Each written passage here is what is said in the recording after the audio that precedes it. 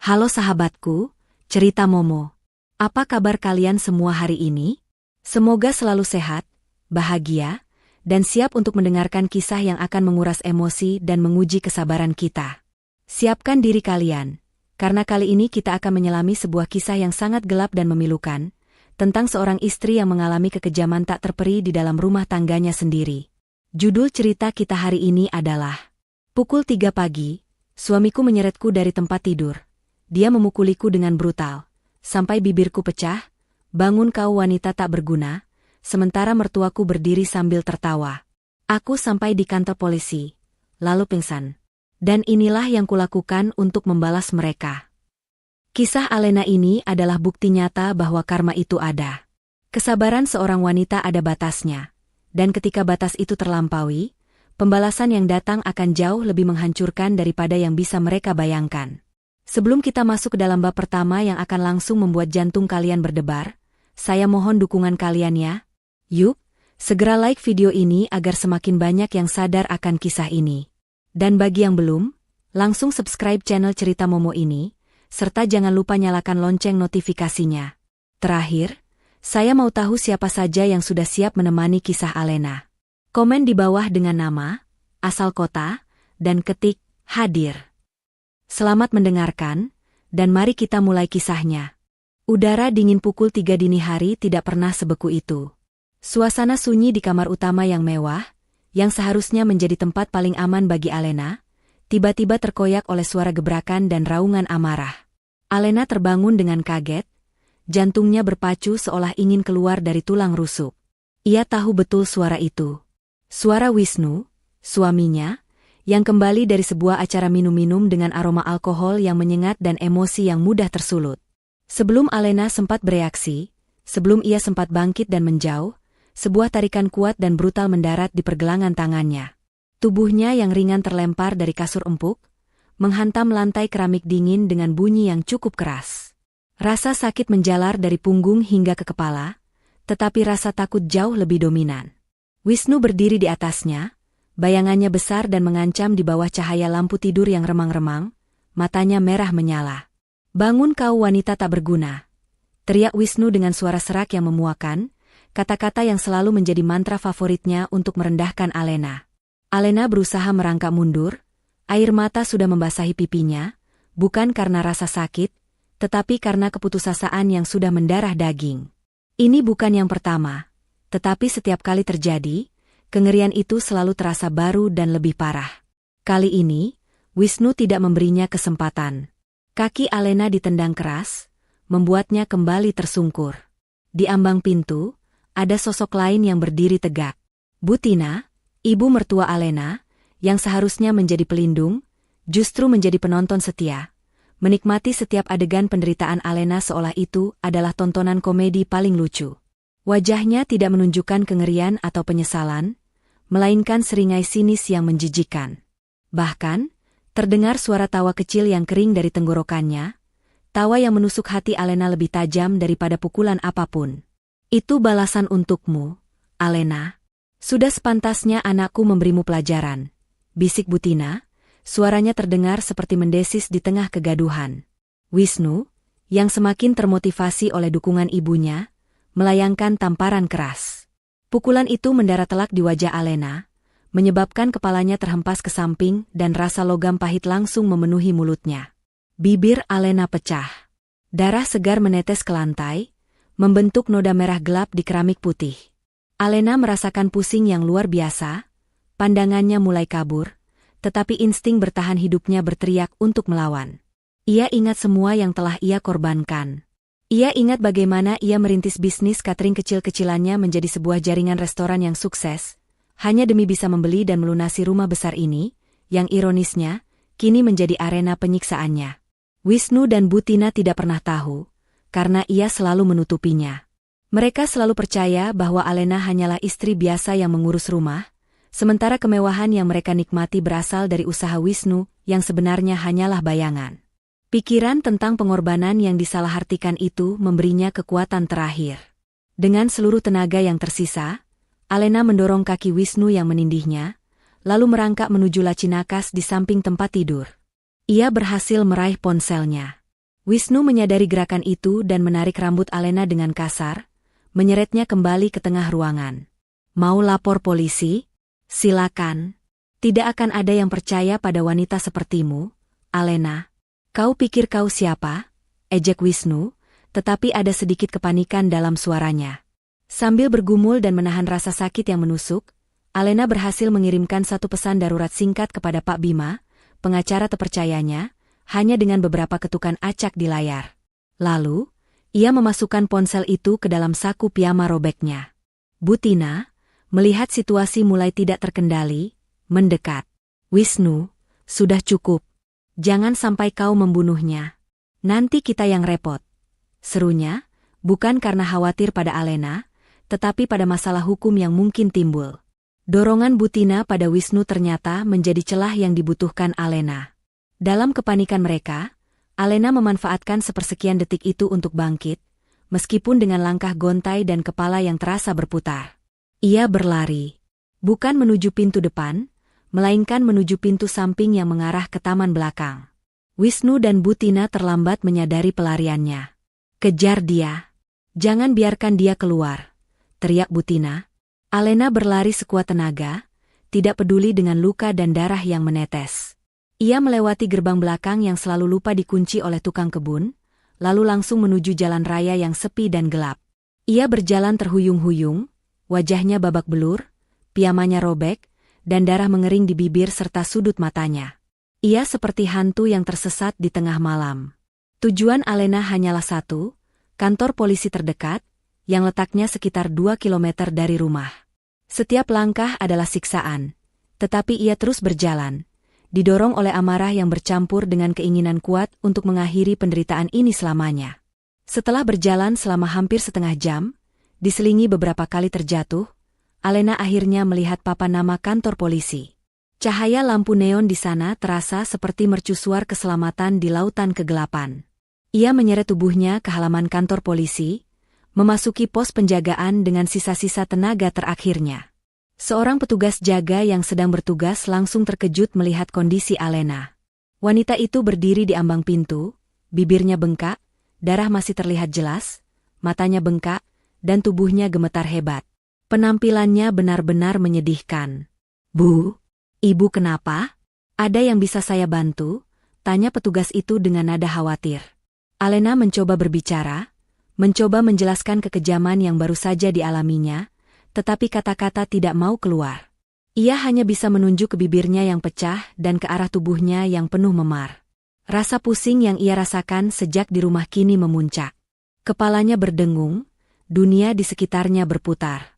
Ia hanya sempat mengucapkan satu kata, suamiku. Sebelum tubuhnya tidak mampu lagi menopang dirinya sendiri. Alena ambruk di lantai pos penjagaan kantor polisi. Kesadaran meninggalkannya. Ia pingsan. Para petugas jaga segera bergerak panik. Mereka memanggil bantuan medis darurat dan menghubungi atasan mereka. Dalam keadaan tidak sadarkan diri, Alena dibawa ke rumah sakit terdekat. Namun, di dalam kantong saku piyama robeknya, ponselnya bergetar. Pesan darurat yang dikirimnya sudah diterima oleh Pak Bima, pengacara yang memegang semua rahasia kekayaan dan rencana masa depan Alena, pengacara yang kini menjadi satu-satunya kuncinya untuk balas dendam. Sementara itu, di rumah mewah mereka, Wisnu dan Bu Tina sudah merasa lega setelah beberapa saat tidak mendengar kabar dari Alena. Mereka membersihkan sedikit noda darah di lantai kamar, mencoba melupakan kejadian itu. Mereka yakin, Alena hanya mengancam. Mereka yakin, Alena tidak akan berani melakukan apapun. Mereka sama sekali tidak tahu bahwa drama yang baru saja mereka anggap selesai, hanyalah pembukaan dari kehancuran total yang akan segera menimpa hidup mereka. Ruang perawatan rumah sakit itu berbau antiseptik dan kesunyian, jauh berbeda dari hiruk-pikuk kekerasan dini hari. Alena terbaring lemah, wajahnya yang cantik kini dihiasi perban di pelipis dan plester kecil di sudut bibir yang pecah. Kesadarannya baru saja pulih, dan rasa sakit fisik segera disusul oleh rasa sakit emosional yang mendalam. Di samping tempat tidurnya, duduk seorang pria parubaya yang tenang dan berwibawa, Pak Bima, pengacara andalan Alena, yang menerima pesan darurat di tengah malam buta. Pak Bima berbicara dengan nada lembut namun tegas, menceritakan bagaimana ia segera mengurus administrasi dan memastikan Alena mendapatkan penanganan terbaik begitu ia dihubungi oleh pihak kepolisian. Ia juga sudah mengamankan visum sebagai bukti hukum yang tak terbantahkan. Kehadiran Pak Bima adalah jaminan bahwa Alena tidak sendirian, bahwa kekuatan di baliknya jauh lebih besar dari yang dibayangkan Wisnu dan Butina. Tenanglah, Nona Alena. Saya sudah mengambil semua tindakan pencegahan yang diperlukan. Semua sudah tercatat. Bukti ada di tangan kita, ujar Pak Bima, suaranya menenangkan. Namun, ketenangan itu tidak bertahan lama. Pintu ruang perawatan tiba-tiba dibuka dengan kasar. Wisnu dan Butina masuk dengan ekspresi panik yang dibuat-buat, berusaha menampilkan peran suami dan ibu mertua yang khawatir.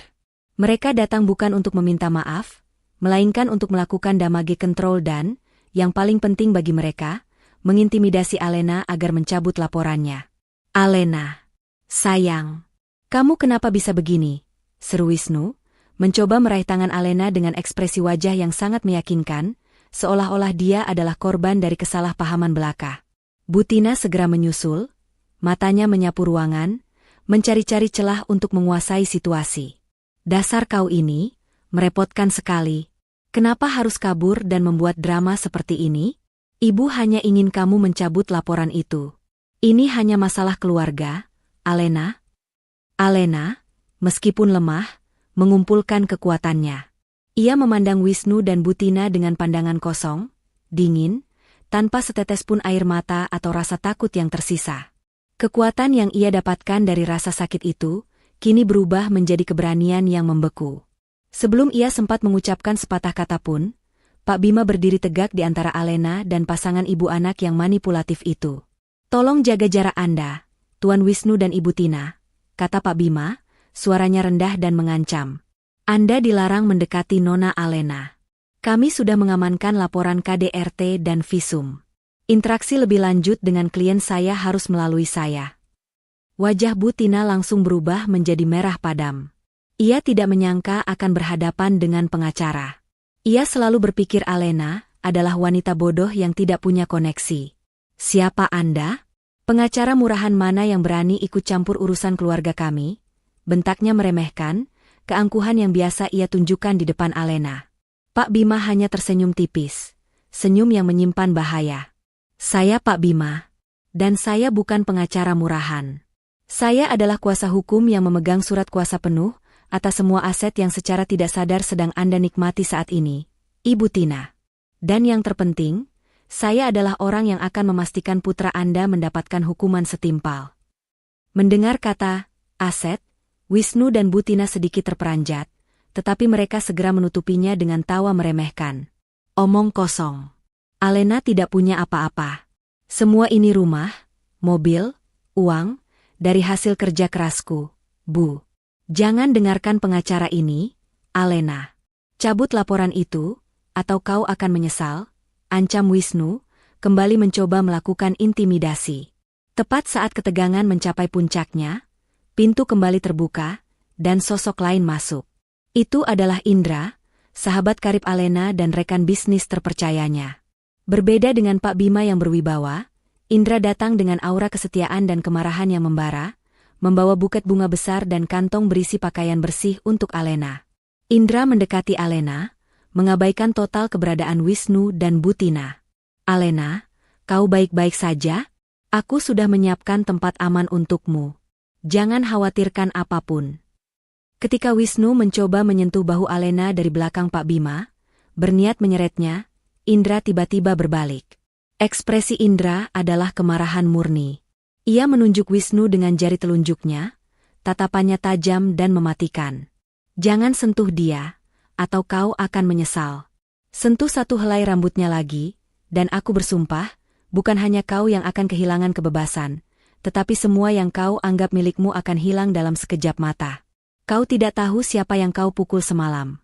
Wisnu, kau akan tahu sebentar lagi. Ancaman Indra, yang datang dengan kekuatan emosional seorang sahabat yang terluka, jauh lebih efektif daripada ancaman hukum Pak Bima. Wisnu dan Bu Tina terdiam kaku. Mereka merasa terintimidasi. Mereka belum pernah melihat Alena dikelilingi oleh orang-orang yang begitu berani dan berkuasa melindunginya.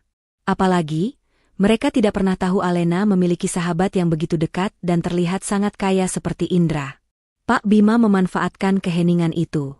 Ia memberikan sebuah surat peringatan hukum kepada Wisnu. Ini adalah surat peringatan hukum. Anda dilarang melakukan kontak langsung dengan Nona Alena. Pelanggaran apapun akan memperberat tuntutan hukum terhadap Anda, termasuk penahanan segera. Sekarang, silakan tinggalkan ruang perawatan ini. Kami akan mengurus kepindahan Nona Alena ke tempat yang jauh lebih aman. Meskipun hati mereka dipenuhi keraguan dan kemarahan, Wisnu dan Butina tidak punya pilihan. Aura di ruangan itu telah berbalik melawan mereka. Mereka dipaksa mundur, meninggalkan Alena dengan tatapan penuh kebencian. Saat Butina menutup pintu, ia sempat berbisik, "Ini belum berakhir, Alena. Jangan pernah berpikir kau bisa menang dari kami." Setelah mereka pergi, Alena menghela napas lega, meskipun tubuhnya masih gemetar. Indra menggenggam tangannya. Pak Bima sudah mengatur semuanya. Alena, kita akan pindah ke apartemen aman yang sudah disiapkan. Jaringan restoranmu, semua itu sudah diurus agar tidak terdeteksi oleh mereka. Sekarang, kita fokus pada pemulihan dan rencana pembalasanmu. Pak Bima kemudian mengeluarkan sebuah amplop tebal. Di sini ada bukti-bukti yang sangat penting. Selain visum dan rekaman CCTV internal yang Anda kirimkan sekilas, ada juga dokumen properti. Rumah yang mereka anggap warisan keluarga itu, serta mobil mewah yang dipakai Wisnu, semuanya terdaftar di bawah perusahaan cangkang yang kita dirikan, dan itu sepenuhnya milik Anda. Mereka hanya bertindak sebagai pengguna tanpa tahu status kepemilikan. Inilah senjata utama kita. Alena mendengarkan dengan serius. Rasa sakit di bibirnya tergantikan oleh api dendam yang membara. Kekejaman dini hari itu telah membangunkannya, mengubahnya dari korban yang pasrah menjadi wanita yang siap memimpin perang balas dendam. Ia harus membalas setiap pukulan, setiap caci maki, dan tawa meremehkan Butina. "Saya ingin mereka kehilangan segalanya, Pak Bima," ucap Alena, suaranya parau tapi mantap.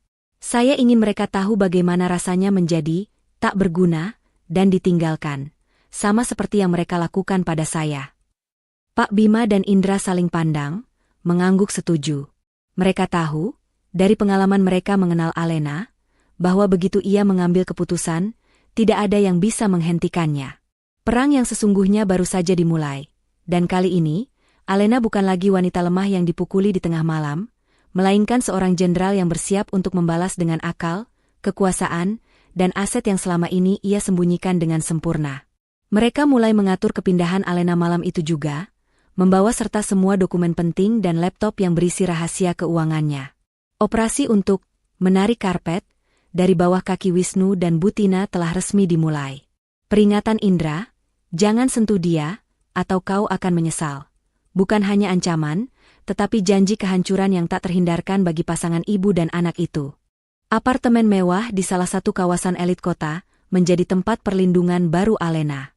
Tempat itu terasa sunyi dan aman, jauh dari jangkauan Wisnu dan Butina. Di ruang tamu yang didominasi warna monokrom elegan, Alena mengadakan pertemuan penting dengan dua kuncinya, Pak Bima sang pengacara ulung, dan Indra, sahabat sekaligus rekan bisnis setianya. Malam itu, Alena bukan lagi korban yang rapuh. Ia adalah seorang strategis yang dingin, siap memimpin perang balasan. Rapat dimulai dengan evaluasi aset. Alena, yang selama bertahun-tahun membangun kerajaan bisnis catering dan restoran mewah secara rahasia di bawah perusahaan cangkang bernama Mahkota Alena, kini siap membuka semua kartunya. Wisnu dan Butina selalu berpikir bahwa kekayaan mereka berasal dari pekerjaan Wisnu, yang sebenarnya hanyalah manajer biasa dengan gaji pas-pasan. Mereka hidup dalam ilusi kemewahan yang dibiayai sepenuhnya oleh Alena. Pak Bima memaparkan rencananya dengan tenang. Langkah pertama, kita harus memastikan semua aset bergerak dan tidak bergerak yang secara teknis mereka gunakan, berada di luar jangkauan tuntutan perceraian mereka. Meskipun semuanya milik Anda, Tuan Wisnu bisa saja mengajukan pembagian harta Gonogini. Alena mengangguk. Saya tidak mau mereka mendapatkan sepeser pun, Pak Bima. Rumah itu, mobil-mobil mewah itu, bahkan saldo rekening yang mereka banggakan, semuanya dibeli dengan uang hasil kerja keras, Mahkota Alena. Indra kemudian menambahkan detail operasional. Seluruh keuntungan dari bisnis catering dan restoran sudah dialihkan ke rekening terpisah yang tidak terhubung dengan rekening rumah tangga. Seminggu terakhir, sebelum kejadian, saya sudah memindahkan saham-saham terbesar ke atas nama perusahaan induk baru. Secara finansial, mereka sudah kita biarkan berdiri di atas tanah yang mulai retak.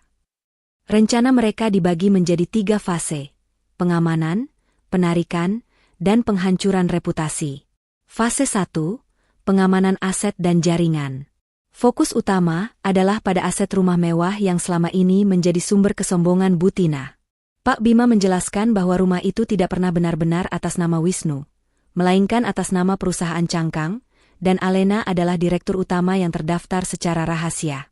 Mulai besok, kita akan melakukan audit internal mendadak. Semua fasilitas yang dinikmati Wisnu, seperti kartu kredit perusahaan, tunjangan, dan akses ke rekening bersama yang selama ini selalu dikuras oleh Bu Tina, akan kita bekukan. Kita biarkan mereka kehabisan napas secara finansial tanpa mereka sadari. Jelas Pak Bima. Alena memegang secangkir teh panas, tetapi matanya tetap membara. Saya ingin Wisnu dan Bu Tina merasakan kesulitan dalam hal-hal kecil dulu. Biarkan mereka panik ketika kartu mereka ditolak di pusat perbelanjaan favorit Bu Tina, atau saat mobil yang mereka gunakan mogok dan mereka tidak bisa membayarnya. Indra setuju. Saya sudah memasang jebakan kecil. Saya akan meminta tim akunting untuk mengirimkan surat pemberitahuan pemutusan fasilitas mobil kepada Wisnu, dengan alasan, kegiatan di luar jam kerja yang tidak etis, sebuah kode halus untuk KDRT, namun disampaikan dengan bahasa birokrasi yang dingin. Fase 2, penarikan aset secara hukum, babak balas dendam. Fase ini adalah inti dari pembalasan Alena. Setelah gugatan cerai resmi didaftarkan, Pak Bima akan menyiapkan surat perintah eksekusi penarikan aset.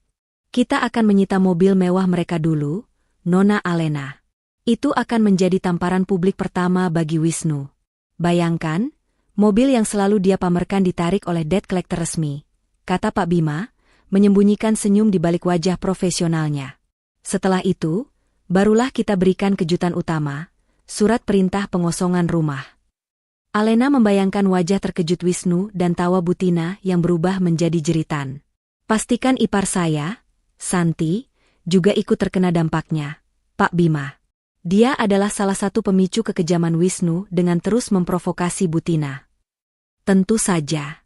Karena Santi menikmati tinggal di rumah itu tanpa membayar sewa, dia secara hukum juga dapat dianggap melanggar batas properti setelah kepemilikan diubah ke nama Anda secara mutlak. Alena, jawab Pak Bima. Dan kita tidak akan menyita secara diam-diam. Kita akan menyita di pagi hari, saat tetangga-tetangga mereka melihat, saat reputasi mereka sedang berada di puncaknya. Fase 3, penghancuran reputasi dan kehormatan. Ini adalah bagian yang paling pribadi bagi Alena. Ia ingin Wisnu dihancurkan secara profesional dan sosial, sama seperti Wisnu menghancurkan harga dirinya. Rekaman video KDRT yang berhasil Anda kirimkan sekilas akan menjadi kunci, kata Indra. Saya dan tim digital saya akan memproses rekaman itu agar kualitasnya optimal. Kita tidak akan langsung mengunggahnya. Kita akan menyimpannya sebagai kartu as di pengadilan. Jika Wisnu melawan, atau jika ada negosiasi publik yang merugikan Anda, kita akan bocorkan video itu kepada media gosip dan platform viral. Alena menggeleng. Tidak, Indra. Jangan tunggu di pengadilan. Video itu harus keluar saat timingnya tepat, setelah aset mereka disita, saat mereka sedang dalam kondisi paling rentan dan dipermalukan. Saya ingin publik tahu siapa Wisnu dan Bu Tina yang sebenarnya. Saya ingin mereka dipecat, dibenci, dan tidak punya tempat untuk bersembunyi. Pak Bima sedikit terkejut dengan determinasi Alena, tetapi ia tahu ini adalah keadilan yang dicari kliennya. Baik, kita akan mengatur timing video itu. Tapi, Alena, kita harus menyiapkan narasi yang kuat. Kita harus menunjukkan Anda sebagai korban yang tidak punya pilihan lain, selain membela diri dan wanita lain yang mungkin akan menjadi korban Wisnu di masa depan. Rapat berlanjut hingga larut malam. Mereka membahas detail-detail terkecil, mulai dari siapa yang akan menjadi jurusita, bagaimana menghindari Bu Tina mencuri perabotan rumah, hingga kata-kata apa yang akan digunakan dalam gugatan cerai. Saat fajar menyingsing, Alena merasa lebih ringan. Ia telah menyerahkan kepasrahannya dan menggantinya dengan kekuatan yang terorganisir. Ia melihat keluar jendela, memandang kota yang baru terbangun. Ia tahu, di sisi kota yang lain, Wisnu dan Butina sedang bersiap menjalani hari, tidak sadar bahwa benang-benang kehidupan mereka sedang ditarik dan dipotong satu persatu oleh wanita yang mereka cap tak berguna. Rencana pembalasan telah selesai. Semua dokumen ditandatangani. Alena resmi mengamankan semua asetnya. Mulai hari ini, setiap detik yang dilalui Wisnu dan Butina adalah waktu pinjaman, dan pembayaran atas pinjaman itu akan sangat mahal. Mereka tidak akan hanya kehilangan harta, mereka akan kehilangan kehormatan, yang mana jauh lebih menyakitkan bagi orang-orang seperti mereka. Pagi itu, di rumah mewah yang sebenarnya milik Alena, suasana terlihat normal, setidaknya bagi Wisnu dan Butina. Mereka duduk di meja sarapan, menikmati kopi mahal dan hidangan yang disiapkan oleh asisten rumah tangga. Mereka yakin drama Alena sudah berakhir. Mereka mengira Alena hanya bersembunyi di tempat teman miskinnya atau di rumah orang tuanya yang sederhana, dan akan segera kembali memohon maaf.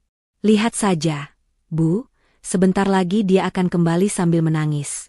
Dia tidak bisa hidup tanpa kemewahan kita, ujar Wisnu sambil mengoleskan selai pada rotinya, nadanya penuh kesombongan. Butina tertawa sinis. Tentu saja. Wanita tak berguna seperti dia, siapa yang mau menerimanya? Biarkan saja dia merasakan dinginnya di luar sana. Mungkin dia akan berpikir dua kali sebelum membuat ulah lagi. Lagi pula, pengacara sok tahu itu pasti pengacara jalanan, tidak ada yang perlu ditakutkan. Namun, ketenangan pagi itu tiba-tiba hancur. Ponsel Wisnu berdering, menampilkan nomor yang tidak dikenal. Dengan sedikit rasa kesal, ia mengangkatnya.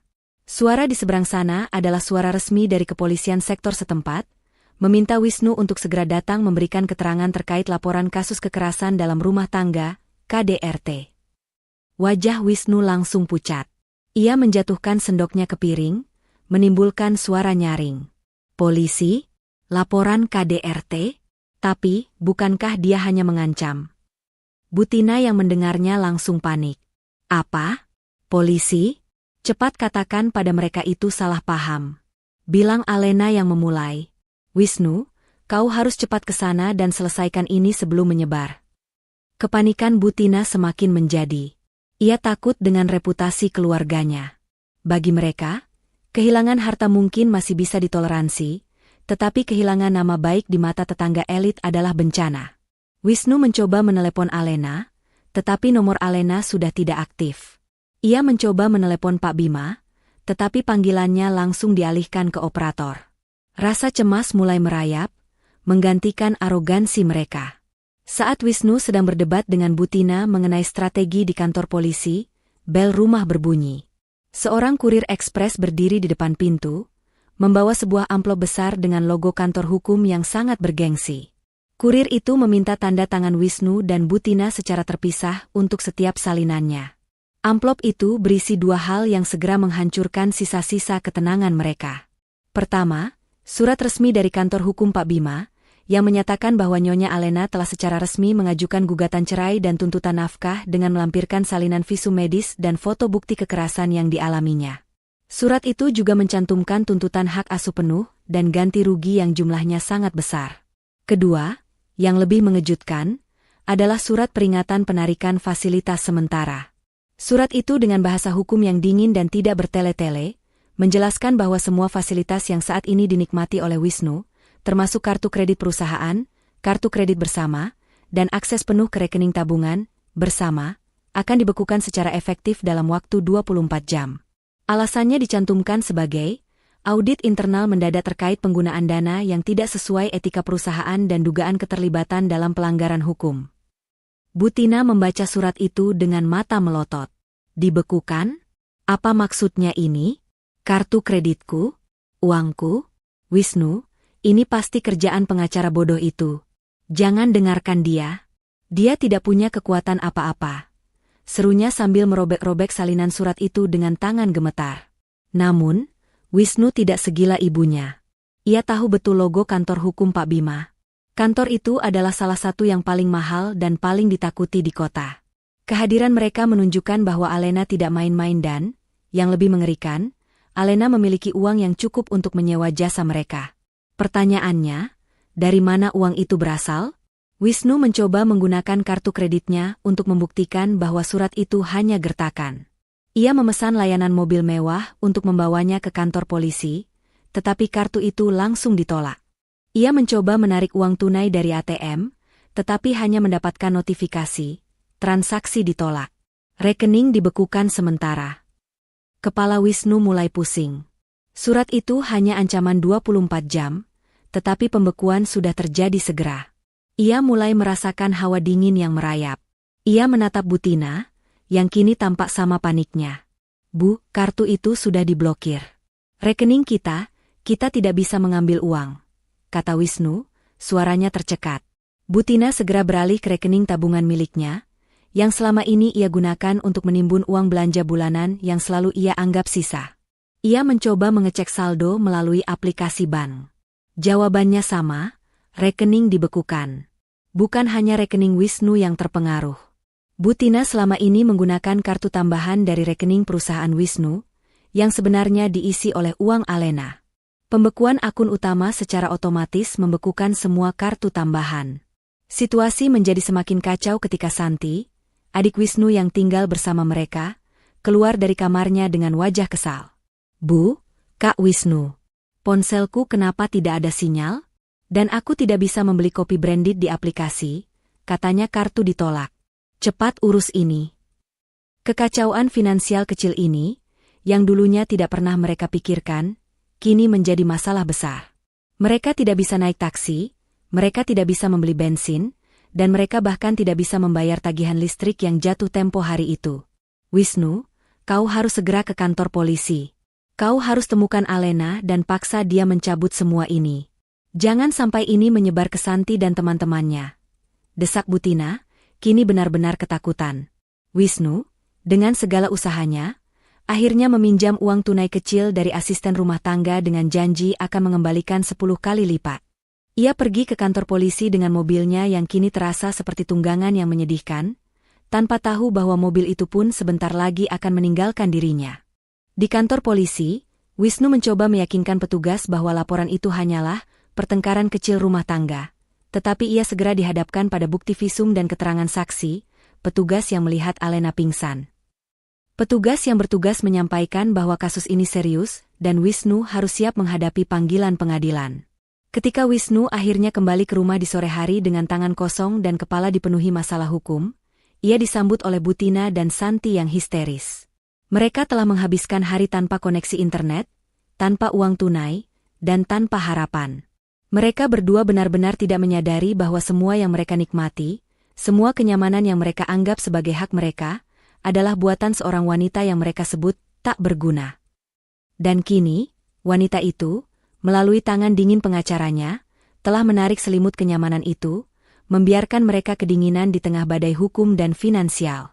Malam itu, mereka tidur dengan kecemasan yang mendalam, tidak sadar bahwa malam berikutnya akan menjadi jauh lebih buruk. 2 hari setelah menerima surat peringatan hukum dan merasakan pembekuan rekening, Wisnu dan Butina hidup dalam ketegangan yang konstan. Mereka tidak bisa lagi menarik uang tunai, dan semua kartu mereka ditolak. Mereka terpaksa hidup hanya dari sisa uang tunai yang mereka miliki, itu pun harus meminjam lagi dari Santi dan asisten rumah tangga. Kepanikan finansial membuat suasana rumah menjadi sangat tidak menyenangkan. Ini semua salahmu, Wisnu. Kenapa kau tidak segera temukan wanita tak berguna itu dan paksa dia mencabut tuntutannya? Bentak Butina di ruang makan, suaranya melengking karena frustrasi tidak bisa lagi berbelanja di butik kesayangannya. Sudah saya cari, Bu. Nomornya tidak aktif, dan Pak Bima itu seperti hantu, tidak bisa dihubungi. Dia pasti menyembunyikan Alena di tempat terpencil. Balas Wisnu, juga frustrasi karena harus naik taksi online kelas ekonomi yang harganya lebih mahal daripada bensin mobil mewahnya. Di tengah perdebatan sengit itu, Wisnu menerima panggilan mendadak dari kantornya. Bukan HRD, melainkan tim keamanan. Nada suara si penelepon terdengar kaku dan mendesak. Tuan Wisnu, Anda harus segera kembali ke kantor. Ada mobil perusahaan yang Anda gunakan. Kami menerima perintah penarikan mendadak. Anda harus serahkan kunci dan dokumennya sekarang juga. Wisnu terkejut. Mobil sport yang ia banggakan, yang ia anggap sebagai fasilitas dari posisi manajerialnya, kini ditarik mendadak. Mobil itu adalah simbol statusnya di mata teman-temannya. Ia mencoba menolak. Penarikan apa? Saya sedang libur. Mobil itu saya gunakan untuk pekerjaan. Kalian tidak bisa seenaknya, teriak Wisnu, tetapi suara di seberang sana tetap tenang dan profesional. Ini adalah keputusan dari manajemen tertinggi, Tuan. Jika Anda tidak datang dalam 1 jam, kami akan mengirimkan tim penarik aset resmi ke alamat rumah Anda sekarang juga. Kami sarankan Anda datang, ini untuk menghindari keributan publik. Ancaman, keributan publik, langsung membuat Wisnu ciut. Ia tahu reputasinya sudah berada di ujung tanduk setelah panggilan dari kepolisian. Ia tidak mau tetangganya melihatnya dijemput oleh tim penarik mobil. Ia segera bergegas, meninggalkan Butina yang bingung. Wisnu, kau mau kemana? Jangan tinggalkan ibu. Ada apa dengan mobilmu? Teriak Butina, tetapi Wisnu sudah terburu-buru pergi dengan taksi online lain yang ia bayar dengan uang tunai terakhirnya. Di kantor, Wisnu disambut bukan oleh tim keamanan, melainkan oleh seorang notaris dan perwakilan dari kantor hukum Pak Bima, yang kebetulan menyewa sebuah ruangan di kantor Wisnu. Mereka tidak mau bernegosiasi. Mereka hanya meminta Wisnu menandatangani berita acara penyerahan mobil. Di sana, tertulis jelas bahwa mobil itu adalah aset yang dibeli atas nama perusahaan penyewaan leasing yang bekerja sama dengan perusahaan Cangkang Alena, bukan perusahaan tempat Wisnu bekerja. Wisnu menyadari bahwa selama ini, ia hanya menjadi pengguna. Ia tidak punya hak apa-apa. Dengan kemarahan yang membara dan rasa malu yang mendalam, ia terpaksa menyerahkan kunci mobil itu. Simbol statusnya yang paling berharga telah hilang. Sementara itu, di rumah, Butina sedang berada di ambang kehancuran. Ia memutuskan untuk pergi ke butik favoritnya, nekat menggunakan kartu kredit tambahan yang ia pikir mungkin masih bisa digunakan untuk pembelian di bawah batas tertentu. Ia sangat membutuhkan tas baru untuk menenangkan dirinya. Ia memilih tas kulit impor termahal dan membawanya ke kasir dengan wajah angkuh yang biasa ia tampilkan. Ia menyerahkan kartu platinumnya dengan percaya diri. Namun, hasilnya sama. Maaf, Ibu. Kartu Anda ditolak. Butina marah besar. Apa-apaan ini? Bagaimana mungkin kartu ini ditolak? Coba lagi. Mungkin mesinnya rusak. Kasir itu mencoba lagi, dan lagi-lagi, penolakan. Beberapa pengunjung butik mulai melihat ke arahnya. Butina, yang selalu ingin terlihat sempurna, kini merasa dipermalukan di tempat umum. Ia tidak punya uang tunai yang cukup untuk membayar tas itu. Ia meninggalkan butik itu dengan wajah merah padam karena malu. Ia berjalan kaki di pinggir jalan raya yang panas, sebuah kegiatan yang tidak pernah ia lakukan seumur hidupnya. Tiba-tiba, ia menyadari sesuatu. Di seberang jalan, ia melihat sebuah restoran baru yang mewah, ramai dikunjungi pelanggan elit, dengan desain interior yang sangat elegan. Restoran itu bernama Mahkota Alena. Nama itu terdengar samar-samar. Ia ingat Alena pernah menyebut tentang bisnis catering kecil-kecilan di masa lalu, tetapi ia selalu meremehkannya. Tidak mungkin bisnis kecil itu bisa menjadi restoran semewah ini. Butina mengabaikannya, yakin itu hanya kebetulan nama. Ia kembali ke rumah dengan hati hancur. Saat ia tiba, Wisnu sudah menunggu, wajahnya gelap. Mobil itu sudah diambil, Bu. Kita tidak punya mobil lagi, kata Wisnu, suaranya hampir menyerah. Tas saya juga tidak bisa dibeli. Kartu saya ditolak di depan semua orang. Apa yang terjadi dengan kita, Wisnu? Teriak Butina. Tiba-tiba, Santi muncul, membawa sebuah surat kecil yang dialamatkan kepada Wisnu. Surat itu bukan surat hukum, melainkan pemberitahuan dari pengembang perumahan. Surat itu berisi pemberitahuan formal bahwa tagihan bulanan untuk biaya pengelolaan dan pemeliharaan properti rumah mewah itu telah menunggak selama 6 bulan. Jumlahnya sangat besar. Jika tidak segera dibayar, akses fasilitas umum mereka, termasuk listrik, air, dan keamanan, akan diputus. Maksudnya apa ini, Wisnu? Selama ini kita tinggal di sini, dan kau tidak pernah membayar biaya pengelolaan? Bukankah kau yang mengurus semua tagihan? Tuntut Butina, menunjuk surat itu dengan tangan gemetar. Wisnu membela diri. Aku selalu bayar. Itu tagihan rutin, mana mungkin bisa menunggak. Pasti ini ulah Alena lagi. Mereka mulai menyadari bahwa penarikan aset bukan hanya mobil atau rekening, tetapi juga fondasi kehidupan mereka. Mereka mulai memeriksa dokumen-dokumen lama, mencoba mencari tahu mengapa mereka tidak pernah melihat tagihan pengelolaan properti itu. Yang mereka temukan hanyalah kebingungan dan kekosongan. Semua tagihan itu ternyata selalu dibayar secara otomatis dari rekening Alena yang kini dibekukan. Mereka tidak pernah tahu bagaimana cara membayar tagihan sendiri. Malam itu, mereka duduk di sofa ruang tamu yang mewah, tetapi hati mereka dipenuhi ketakutan. Mereka tidak hanya miskin, tetapi mereka juga tidak berdaya. Mereka adalah burung beo di sangkar emas yang disewa, dan kini penyewanya telah memotong rantai makanan mereka, membiarkan mereka kelaparan di dalam sangkar yang indah itu. Mereka belum tahu bahwa kejutan paling brutal tentang rumah yang mereka pijak. Pagi itu terasa dingin, tetapi bagi Wisnu dan Butina, itu adalah pagi terberat dalam hidup mereka. Mereka tidak tidur nyenyak, dihantui oleh kecemasan finansial dan panggilan pengadilan yang akan datang. Mereka hanya bisa sarapan roti tawar dan teh instan, kontras yang menyakitkan dari hidangan mewah yang biasa mereka santap, karena uang tunai mereka hampir habis, dan semua akses perbankan terputus. Kita harus segera mencari pinjaman dari teman-temanmu, Wisnu. Ini tidak bisa dibiarkan, desah Butina, wajahnya terlihat kuyu. Teman-teman saya tidak ada yang mau membantu, Bu. Mereka tahu saya sedang diseret kasus KDRT. Reputasi saya hancur, jawab Wisnu, menyandarkan kepalanya di meja makan karena frustrasi. Tiba-tiba, bel rumah berbunyi nyaring dan terus-menerus, diikuti suara ketukan pintu yang sangat keras. Suara itu bukan seperti tamu biasa, melainkan seperti petugas yang sedang menjalankan tugas. Wisnu dan Butina saling pandang, rasa takut yang dingin merayap di dada mereka. Mereka tahu, ini pasti berkaitan dengan Alena. Wisnu enggan membuka pintu, tetapi suara di luar semakin keras dan mengancam. Buka pintu. Kami dari tim jurusita pengadilan dan kantor hukum Pak Bima. Jika Anda tidak kooperatif, kami akan mendobrak. Teriakan itu cukup keras hingga didengar oleh beberapa tetangga yang kebetulan lewat untuk berolahraga pagi. Akhirnya, Wisnu terpaksa membuka pintu.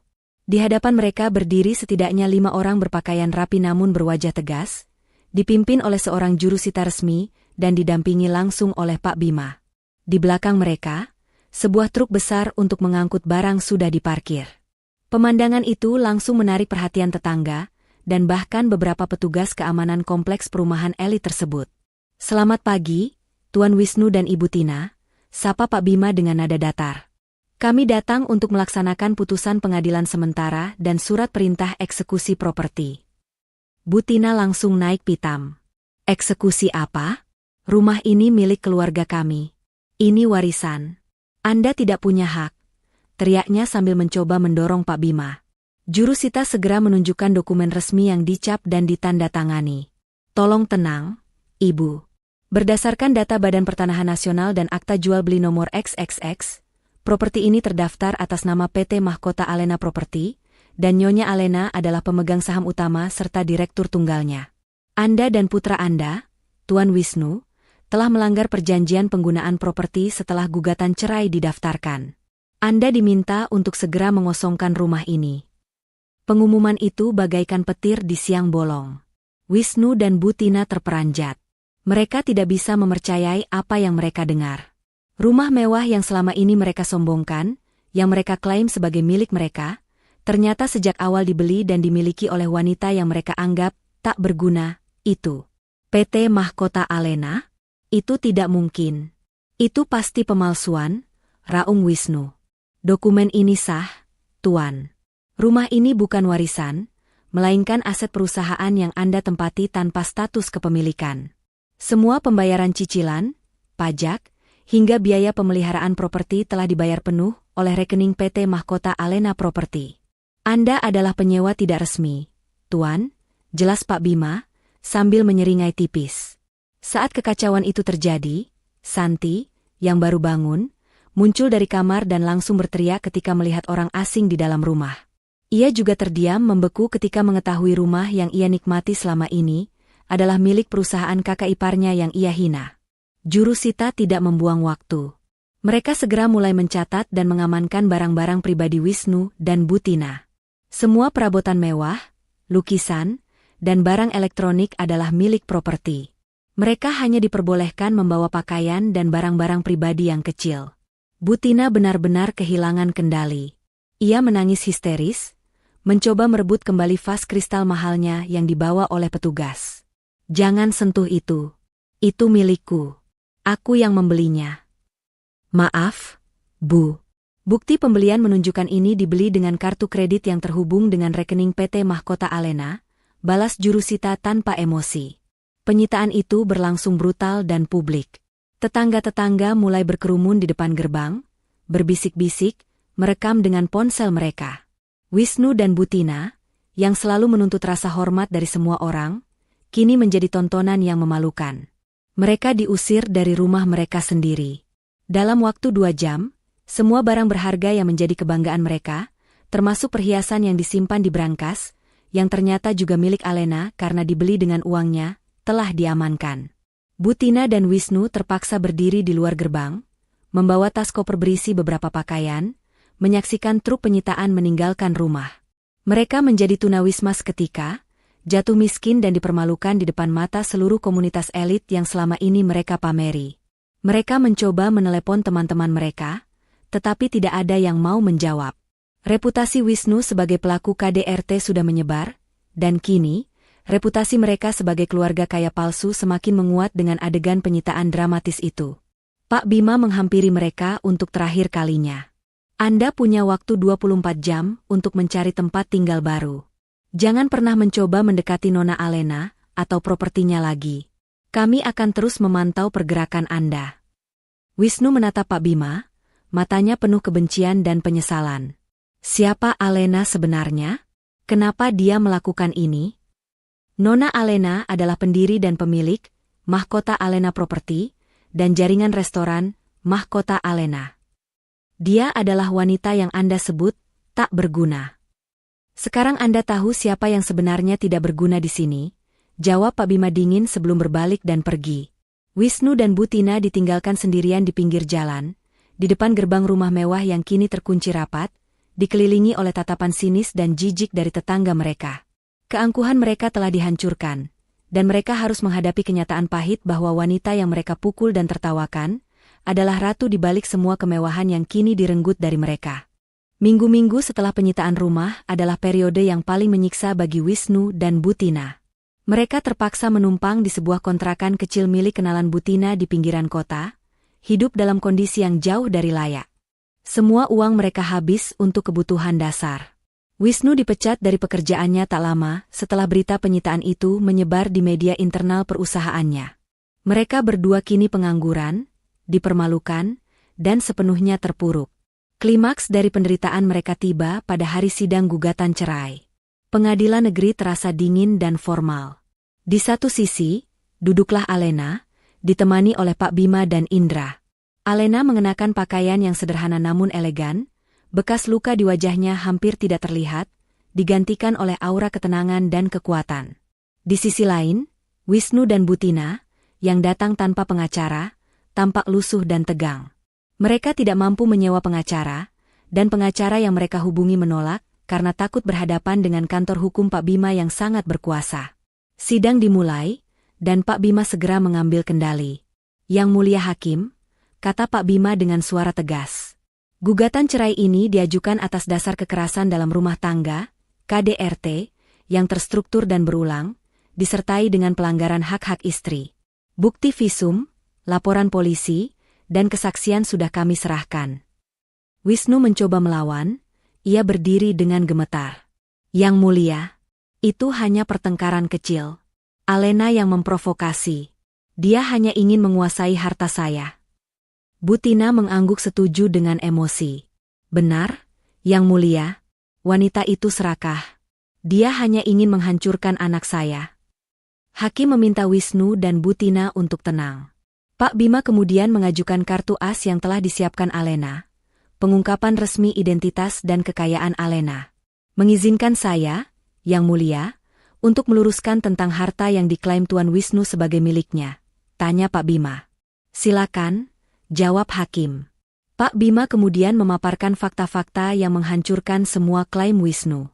Ia menunjukkan dokumen-dokumen ban dan akta pendirian perusahaan. Tuan Wisnu tidak hanya melakukan KDRT, tetapi juga hidup di bawah ilusi yang diciptakan oleh Nyonya Alena. Nyonya Alena adalah pendiri dan pemilik tunggal dari PT Mahkota Alena, sebuah holding company yang membawahi 15 restoran mewah dan 3 perusahaan properti. Nilai total asetnya, yang mulia, melebihi ratusan miliar rupiah. Ruangan sidang menjadi sunyi. Wisnu dan Bu Tina terperangah. Wajah mereka pucat pasi. Ratusan miliar? Mereka benar-benar tidak pernah tahu. Mereka selalu mengira Alena hanyalah istri yang tidak bekerja, yang hanya mengurus rumah. Rumah yang disita beberapa waktu lalu, yang mulia, bukan milik Tuan Wisnu, melainkan aset PT Mahkota Alena. Mobil yang dia gunakan adalah fasilitas sewa dari perusahaan Alena. Semua kemewahan yang mereka nikmati, dibiayai oleh penghasilan Nyonya Alena, yang ironisnya, ia dapatkan dari usahanya yang selalu dicemooh oleh Tuan Wisnu dan ibunya. Lanjut Pak Bima, nadanya penuh sindiran. Wisnu kini mengerti. Semua caci maki, wanita tak berguna, yang ia lontarkan. Semua pukulan brutal di pukul 3 pagi, semua tawa meremehkan Bu Tina, kini berbalik menghantam mereka. Alena adalah sumber kehidupan mereka, dan mereka telah menghancurkan sumber itu dengan tangan mereka sendiri. Bu Tina mencoba menyangkal dengan suara bergetar. Tidak mungkin. Dia bohong. Anak saya bekerja di perusahaan besar. Pekerjaan Tuan Wisnu, yang mulia, sebagai manajer menengah, menghasilkan gaji yang tidak mencapai 1/10 dari biaya operasional bulanan rumah tangga mereka. Semua biaya hidup mereka ditanggung oleh Alena, tegas Pak Bima sambil menunjukkan slip gaji Wisnu dan laporan keuangan Alena yang kontras. Alena kemudian diminta memberikan kesaksian. Ia berdiri tegak, matanya menatap Wisnu. Saya melakukan ini, kata Alena, suaranya pelan tetapi resonan, bukan karena saya serakah akan harta. Saya sudah memilikinya. Saya melakukan ini untuk harga diri saya, dan untuk memastikan bahwa orang-orang seperti Wisnu dan Bu Tina belajar bahwa kekejaman dan kesombongan harus dibayar mahal. Saya ingin menunjukkan bahwa wanita yang mereka jatuhkan adalah wanita yang kini mengangkat dirinya sendiri ke tahta mahkota. Hakim mendengarkan dengan serius. Semua bukti, mulai dari visum, laporan polisi, hingga pengungkapan aset, sudah cukup. Tuntutan Wisnu atas harta Gonogini langsung ditolak, karena tidak ada harta bersama yang dibeli dari penghasilan Wisnu. Putusan perceraian segera diumumkan. Alena resmi bercerai dari Wisnu dengan putusan cerai yang sepenuhnya memenangkan Alena. Wisnu tidak hanya kehilangan istri, tetapi juga semua harta, bahkan yang ia pikir adalah miliknya. Di luar ruang sidang, Wisnu mencoba mendekati Alena, air mata sudah membasahi pipinya, bukan karena penyesalan tulus, tetapi karena keputusasaan kehilangan segalanya. Alena, kumohon aku menyesal. Jangan ambil semuanya dariku. Aku berjanji akan berubah, pinta Wisnu dengan suara parau. Alena menoleh ke arahnya. Penyesalanmu datang terlambat, Wisnu. Tepat pukul 3 pagi, saat aku pingsan di kantor polisi, aku memutuskan bahwa kau tidak akan pernah menyentuhku lagi. Semua yang kau ambil dari kehidupanku, harga diri dan kedamaian, aku ambil 10 kali lipat darimu. Alena berjalan pergi, didampingi Pak Bima dan Indra, meninggalkan Wisnu dan Bu Tina yang berdua, berdiri di koridor pengadilan yang dingin. Mereka telah kehilangan segalanya di depan umum. Kini, mereka harus menghadapi hidup tanpa uang, tanpa pekerjaan, dan tanpa tempat tinggal. Mereka benar-benar menjadi tak berguna, seperti yang selama ini mereka tuduhkan pada Alena. Kekalahan telak di pengadilan pada bab 7 hanyalah awal dari mimpi buruk yang lebih besar bagi Wisnu dan Bu Tina. Beberapa jam setelah putusan cerai, Pak Bima dan Indra menjalankan fase terakhir dari rencana Alena, menghancurkan reputasi mereka secara total. Saat Wisnu dan Bu Tina sedang duduk termenung di kontrakan mereka yang sumpek, mencoba mencerna fakta bahwa mereka adalah gelandangan tanpa uang, media sosial tiba-tiba meledak. Sebuah akun gosip ternama mengunggah video berdurasi singkat yang diberi judul provokatif, "Ini rekaman brutal. Mantan suami CEO, Mahkota Alena, terekam pukul istri sampai pingsan, disaksikan tawa sinis sang mertua. Video itu adalah rekaman asli dari CCTV kamar utama di rumah mewah yang kini sudah disita, yang menunjukkan detik-detik mengerikan pukul 3 pagi. Terlihat jelas bagaimana Wisnu menyeret Alena dari tempat tidur, memukulinya dengan brutal, dan yang paling mengiris hati publik adalah tawa sinis dan wajah Butina yang menikmati penderitaan Alena di ambang pintu. Video itu sudah diedit secara profesional oleh tim Indra, dengan zoom in pada ekspresi kejam Wisnu dan seringai Butina, serta timestamp pukul 3. Reaksi publik sangat cepat dan mematikan. Wisnu dan Butina, yang selalu haus pengakuan sosial, kini mendapatkan sorotan yang mereka inginkan, tetapi dalam bentuk yang paling memalukan. Dalam hitungan jam, nama Wisnu menjadi trending topik. Komentar-komentar pedas membanjiri internet. Ia dicap sebagai pengecut, pelaku KDRT, dan yang terparah, pria parasit yang hidup dari uang istrinya sendiri. Butina juga tidak luput. Tawa sinisnya menjadi meme dan bahan cemoohan. Ia dicap sebagai mertua iblis yang menikmati kekejaman. Masyarakat, terutama kaum wanita, menuntut agar mereka tidak hanya dihukum secara hukum, tetapi juga dikucilkan secara sosial. Di kontrakan sempit itu, Wisnu mencoba membuka ponselnya. Ia menemukan ribuan notifikasi. Bukan pesan dukungan, tetapi ancaman, makian, dan komentar yang menghinanya. Ia melihat video itu, dan untuk pertama kalinya, ia melihat kejahatannya dari sudut pandang publik. Ia merasa jijik pada dirinya sendiri, tetapi rasa malunya jauh lebih besar daripada penyesalannya. "Bu, kita hancur," bisik Wisnu, menunjukkan ponselnya kepada Butina. Butina, yang melihat wajahnya sendiri yang penuh keangkuhan di dalam video, langsung menjerit histeris. Ia tidak tahan dipermalukan. "Wisnu, kau harus segera menghapus itu. Ini akan menghancurkan kita. Bagaimana kita bisa keluar rumah lagi?" raung Butina. Tentu saja, mereka tidak bisa menghapus apapun. Video itu sudah diunduh dan dibagikan ulang oleh ratusan ribu akun. Dampak buruk dari penyebaran video itu segera terasa. Pertama, di lingkungan perumahan elit mereka yang lama, para tetangga yang dulu sering Butina ajak bergosip, kini menolak segala bentuk kontak. Bahkan Santi, adik Wisnu, yang ikut tinggal di rumah mereka, segera mengemasi barang-barangnya dan memutuskan kontak dengan Butina dan Wisnu. Santi tidak mau reputasinya sebagai calon sosialita hancur karena skandal memalukan ini. Kedua, upaya Wisnu untuk mencari pekerjaan baru langsung terhenti. Setiap kali ia mengirimkan CV atau datang untuk wawancara, pihak perusahaan pasti sudah mencari namanya di internet dan menemukan video KDRT tersebut. Ia menjadi persona non grata di dunia profesional. Tidak ada perusahaan yang mau mempekerjakan seorang pelaku kekerasan rumah tangga yang kini menjadi aib publik. Ketiga, dan yang paling menyakitkan bagi Butina, adalah kehancuran jaringan sosialnya. Teman-teman arisannya, yang dulu selalu ia pameri kekayaan palsunya, kini membuat grup pesan rahasia tanpa dirinya dan secara terbuka mencibir di media sosial. Butina mencoba mendatangi salah satu rumah temannya untuk meminjam uang, tetapi ia diusir mentah-mentah oleh satpam. Mereka benar-benar terisolasi. Kekayaan telah hilang, rumah telah disita, dan kini, kehormatan dan harga diri mereka telah dicabut, diremukan, dan dibuang di hadapan seluruh kota. Mereka merasakan sakit yang sama persis seperti yang dirasakan Alena saat dipukuli di tengah malam, tetapi kali ini, sakitnya bersifat sosial dan finansial, dan tidak ada tempat untuk bersembunyi. Di sisi lain kota, Alena, yang sedang bersantai di apartemen amannya bersama Indra, menyaksikan kehancuran itu dengan perasaan campur aduk. Ia tidak merasa bahagia, tetapi puas.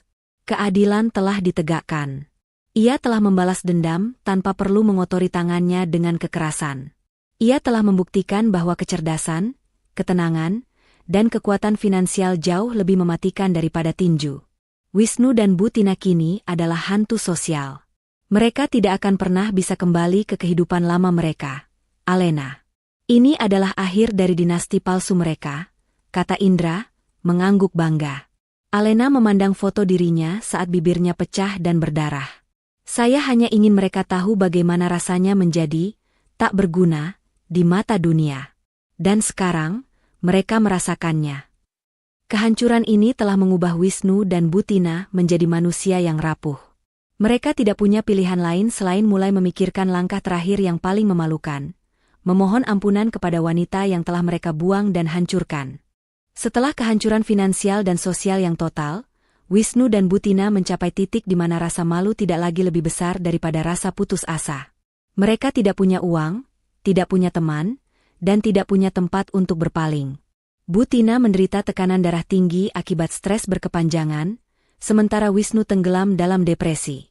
Satu-satunya jalan keluar yang tersisa bagi mereka adalah wanita yang telah mereka jadikan korban, Alena. Mereka memutuskan untuk mencari Alena. Dengan informasi terbatas dan mengandalkan koneksi lama dari Santi, mereka berhasil melacak apartemen aman yang Alena gunakan, meskipun alamatnya tidak tepat. Mereka menunggu di dekat lokasi selama berjam-jam, berharap bisa melihat Alena. Pada suatu sore yang mendung, keberuntungan, atau mungkin takdir, berpihak pada mereka. Mereka melihat mobil yang sering digunakan Indra, mobil yang dikenali Wisnu, keluar dari basement apartemen mewah itu. Mereka yakin Alena ada di sana. Mereka mencoba masuk, tetapi penjagaan keamanan di lobi apartemen sangat ketat. Wisnu mencoba memelas kepada petugas keamanan, tetapi mereka langsung mengenali Wisnu dari video viral KDRT. Mereka segera diusir. Tidak menyerah, Wisnu dan Butina memutuskan untuk mengambil langkah dramatis yang paling memalukan. Mereka kembali ke lingkungan perumahan mewah lama mereka, ke rumah yang kini sudah terkunci rapat, yang dulunya adalah tempat tinggal mereka. Mereka berharap, jika Alena atau Pak Bima datang untuk memeriksa properti, mereka bisa memohon ampun di tempat yang penuh kenangan pahit itu. Di depan gerbang rumah yang mewah dan tertutup rapat itu, Wisnu dan Butina duduk di trotoar. Pemandangan itu ironis. Mereka, yang dulu adalah tuan rumah yang angkuh, kini hanyalah pengemis yang kotor. Beberapa tetangga lama yang lewat hanya menatap mereka dengan jijik, bahkan tidak repot-repot berhenti untuk mengejek. Setelah berhari-hari menunggu tanpa hasil, Wisnu menjadi semakin putus asa. Ia merekam sebuah video singkat dengan ponsel lamanya. Alena, kumohon. Ini Wisnu. Aku tahu aku salah. Aku minta maaf atas semua yang kulakukan. Aku minta maaf telah memukulmu. Aku minta maaf telah memanggilmu wanita tak berguna. Aku telah kehilangan segalanya. Aku diusir dari rumah kita. Aku dipecat. Tolong, Alena. Kembalilah. Aku bersumpah akan menjadi suami yang lebih baik. Aku mohon, beri aku kesempatan kedua. Video itu diakhiri dengan Butina, yang biasanya angkuh, kini menangis terseduh-seduh di samping Wisnu. Air mata Butina tulus, bukan karena penyesalan atas kekejamannya, tetapi karena rasa takut akan kemiskinan dan kehinaan. Nak Alena, ibu mohon. Ibu yang salah. Ibu yang bodoh, ibu yang sombong. Ibu tahu rumah ini milikmu. Maafkan ibu, nak. Jangan biarkan kami mati kelaparan di jalan. Ibu sudah tidak punya apa-apa. Tolong, nak, jangan balas ibu dengan kehancuran seperti ini. Ibu mohon, cabut tuntutan, dan biarkan kami mendapatkan sedikit saja, nak. Video permohonan maaf yang penuh air mata itu dikirimkan ke alamat surel Pak Bima, karena itu adalah satu-satunya kontak yang mereka miliki. Alena, yang berada di kantornya yang baru dan mewah, menerima surel itu dan menonton videonya bersama Indra dan Pak Bima. Ia melihat Wisnu yang dekil, Butina yang menangis tak berdaya. Semua keangkuhan mereka telah hilang. Indra merasa kasihan. Alena, mereka terlihat benar-benar hancur. Mungkin kau bisa memberi mereka sedikit uang tunai untuk hidup. Alena menggeleng. Matanya tetap tenang. Mereka harus membayar mahal atas apa yang mereka lakukan. Indra. Pukulan Wisnu di pukul 3 pagi itu bukan hanya merusak bibirku, tetapi juga menghancurkan harga diriku selama bertahun-tahun. Tawa Butina saat aku kesakitan, itu yang paling menyakitkan. Tapi apakah kau akan membiarkan mereka hidup di jalan? Tanya Pak Bima hati-hati. Tidak, Pak Bima. Saya tidak ingin mereka mati. Saya hanya ingin mereka hidup dalam penyesalan yang mendalam. Mereka harus merasakan bagaimana rasanya menjadi yang paling rendah. Jawab Alena tegas. Alena kemudian menyuruh Pak Bima mengirimkan balasan surel yang singkat dan dingin kepada Wisnu. Isinya hanya 2 kalimat, pengadilan telah memutuskan. Tidak ada lagi yang bisa dinegosiasikan. Hukuman atas perbuatan Anda adalah hidup Anda sendiri. Dengan balasan Surel yang mematikan itu, Alena menutup pintu pengampunan rapat-rapat. Ia telah menunjukkan belas kasihan terakhirnya. Ia membiarkan mereka hidup, tetapi dalam kondisi yang persis seperti yang ia rasakan. Terpuruk, tidak berdaya, dan tanpa harapan. Mereka harus terus hidup dalam penyesalan yang takkan pernah berakhir. Beberapa bulan telah berlalu sejak persidangan dan pengusiran Wisnu serta Butina. Bagi Alena, waktu berlalu dengan cepat dan membawa pemulihan serta kesuksesan yang luar biasa. Bekas luka di bibirnya hanyalah pengingat kecil akan masa lalu yang telah ia kalahkan. Ia resmi bercerai dan fokus sepenuhnya pada kerajaannya. Hari itu, Alena berdiri di sebuah panggung, dikelilingi oleh kilauan lampu dan sorotan kamera. Ia sedang meresmikan pembukaan cabang restoran terbarunya di kawasan paling bergengsi di kota, sebuah pencapaian yang menandakan ekspansi besar-besaran mahkota Alena. Ia mengenakan gaun yang elegan, memancarkan aura seorang CEO yang dihormati dan wanita yang telah menemukan kembali harga dirinya. Di sampingnya, berdiri Indra, sahabatnya, yang memberikan pidato singkat yang penuh penghargaan. Di barisan depan, duduk Pak Bima yang tersenyum bangga, karena ia tahu, wanita yang kini ia dampingi adalah sosok yang lahir dari abu kehancuran. Dalam pidatonya, Alena tidak menyebutkan nama Wisnu atau Butina, tetapi kata-katanya penuh makna yang mendalam tentang kekuatan diri. Saya belajar bahwa mahkota sejati seorang wanita tidak terletak pada siapa yang mendampinginya, atau seberapa besar rumahnya. Mahkota sejati terletak pada kekuatan untuk bangkit setelah dijatuhkan. Untuk setiap pukulan, saya balas dengan satu restoran baru. Untuk setiap hinaan, saya balas dengan satu pencapaian besar. Hari ini, saya berdiri di sini, bukan sebagai korban, tetapi sebagai pemilik mahkota yang saya ciptakan sendiri. Para tamu bertepuk tangan meriah. Alena telah menemukan kedamaian, kehormatan, dan kebahagiaan yang sejati. Ia tidak membalas dengan kekerasan, tetapi dengan kesuksesan yang menghancurkan jiwa para musuhnya. Sementara itu, di sebuah sudut kota yang jauh dan suram, nasib Wisnu dan Butina berada di titik terendah. Mereka terpaksa tinggal di rumah kontrakan yang kumuh, hidup dari pekerjaan serabutan yang mereka dapatkan dengan susah payah. Wisnu menjadi buruh harian di sebuah pasar, sementara Butina hanya bisa membantu mencuci pakaian tetangga demi sedikit uang. Suatu malam, ketika mereka sedang makan mie instan di depan televisi tua yang bersemut, sebuah berita di saluran bisnis menayangkan acara pembukaan restoran mewah Alena. Layar televisi menampakkan wajah Alena yang bersinar, gaun mewahnya, dan tepuk tangan dari para pengusaha elit. Wisnu dan Butina tercengang.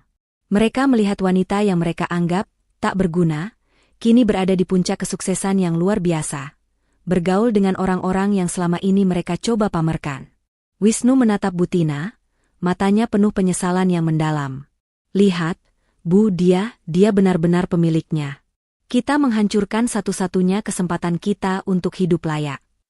Butina hanya bisa menangis tanpa suara. Dia mengingat tawa sinisnya di pukul 3 pagi, saat Alena dipukuli. Sekarang, tawa itu kembali menghantuinya. Dia menyadari, terlalu terlambat, bahwa wanita yang ia anggap rendah, adalah satu-satunya sumber kemewahan dan keselamatan mereka. Penyesalan Wisnu dan Butina bukanlah tentang cinta atau moral, tetapi tentang kehilangan segala-galanya, dan penyesalan finansial itu jauh lebih menyakitkan bagi orang-orang seperti mereka. Mereka menjalani hidup yang penuh kepahitan, dengan status sosial yang hancur, dan setiap hari adalah pengingat akan apa yang mereka lakukan dan apa yang telah mereka hilangkan. Alena tidak memenjarakan mereka, tetapi ia membiarkan mereka terpenjara dalam konsekuensi dari kekejaman mereka sendiri. Kisah ini berakhir dengan Alena yang tersenyum tulus di restoran barunya, mengangkat gelas bersama Indra dan Pak Bima. Ia telah menutup babak kelam kehidupannya dan membuka lembaran baru yang penuh cahaya dan kehormatan. Ia telah mengukir namanya di atas mahkota kesuksesan, sebuah mahkota yang tidak bisa direnggut oleh tangan jahat manapun. Kekerasan dan kesombongan akan selalu membawa kehancuran, terutama ketika ditujukan kepada orang yang diam-diam memegang kendali atas takdir Anda. Kekuatan sejati seorang wanita terletak pada kemampuannya bangkit dan membalas dengan kecerdasan serta kesuksesan.